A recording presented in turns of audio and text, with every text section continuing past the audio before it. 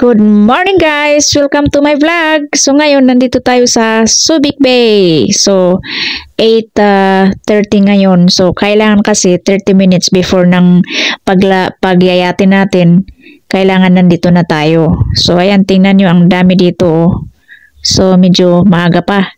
Kasi mag-start yung ating crossing ng 9 AM hanggang 11. So, tinawag na nga tayo, kaya pupunta na tayo doon sa yate kung saan tayo sasakay. So, sabi nung staff kanina, ang capacity daw ng isang yate is 60 people. Pero, 44 lang daw kami. So, ayan, pero marami pa rin. Ayan, so, tingnan nyo, yung color code nila is white, all white, kaya magsuot kayo ng all white. Maganda nga naman talagang tingnan. Parang uniform sa kulay lang. Ayan. So, papasok tayo. Kaya tayo sa yate kung saan tayo sasakay. So, ang oras pala ngayon na is 9 o'clock na. So, on time talaga. Akala nga namin malilate kami kasi galing pa kami ng Maynila. Tapos, bibiyahe pa hanggang dito sa Olongapo.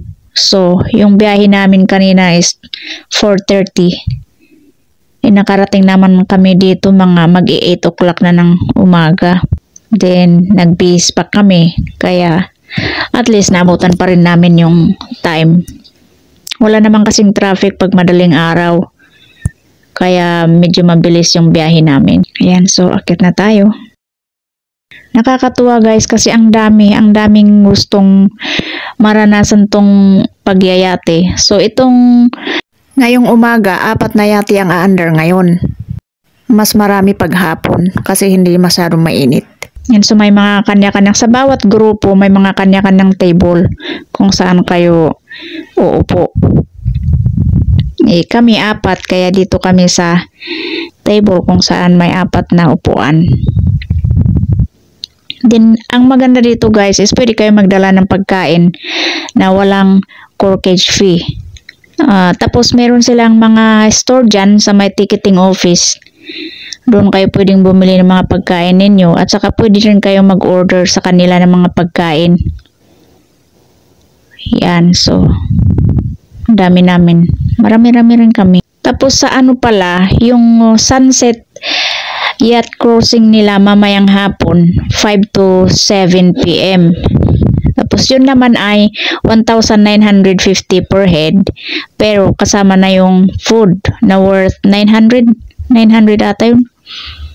Pero ito naka-promo kasi so 700 per head pero walang kasamang pagkain kaya kailangan mong bumili ng pagkain mo o kaya magdala ka. So kami kanina, bago kami pumunta dito, bumili na kami doon sa terminal. So ayan, lahat kami may mga bitbit na pagkain dito.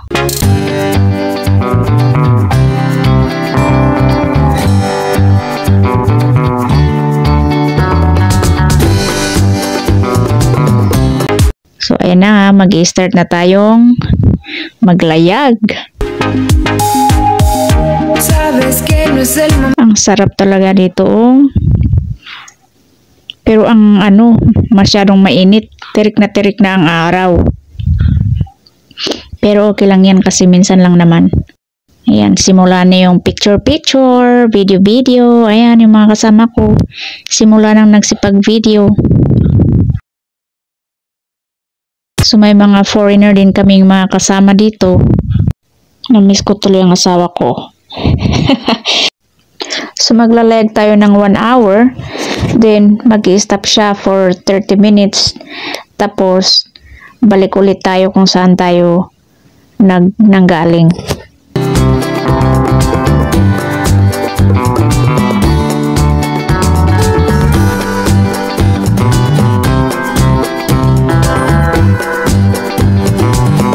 Ayan, so nandito na nga tayo.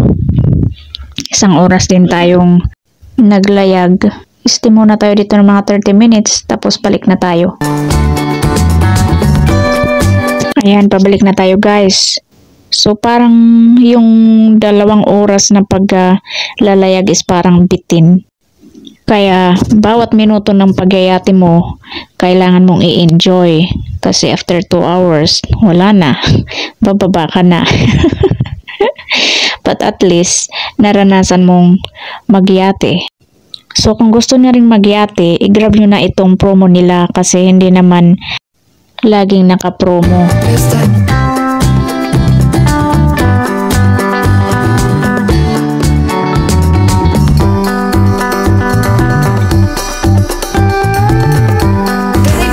Ayan yung mga kasama namin, oh. Nag-i-enjoy pa rin, nag-picture-picture. So, naiinitan ito mga kasama ko, kaya bumaba kami dito sa baba kung saan may electric fan. So, magpapalamig muna tayo dito, tapos akyat ulit tayo sa taas.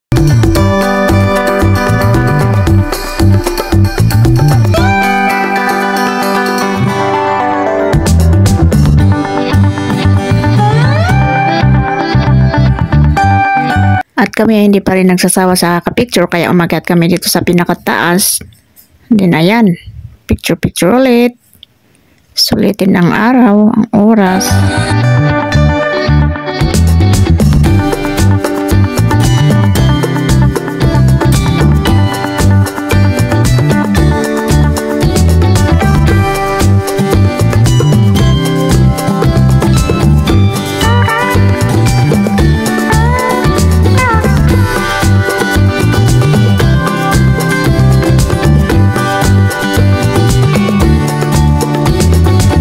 Malapit na nga tayo, kaya lahat ng kami, ayan, nakaupo na kami sa kanya-kanyang mga pwesto.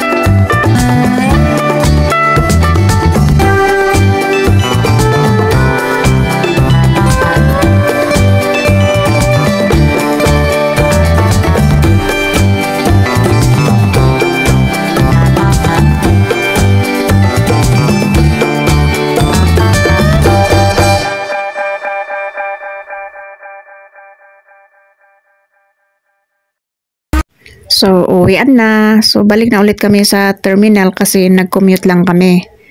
So, dito may mga taxi naman na pwede mong parahin dyan sa labas. Tapos, malapit lang din yung terminal papuntang Maynila. Kaya kung may bala kayong pupunta dito, kahit mag-commute pa kayo, hindi siya mahirap hanapin kasi kilala naman siya. At saka maraming mga taxi sa terminal kung saan kayo pwedeng sumakay. O, ayan o, tingnan nyo. Yung mga package nila. Pwede ninyong rentahan yung yate. Yan yung mga price. Yan. So marami rin mga artista na nagsisipuntahan dito.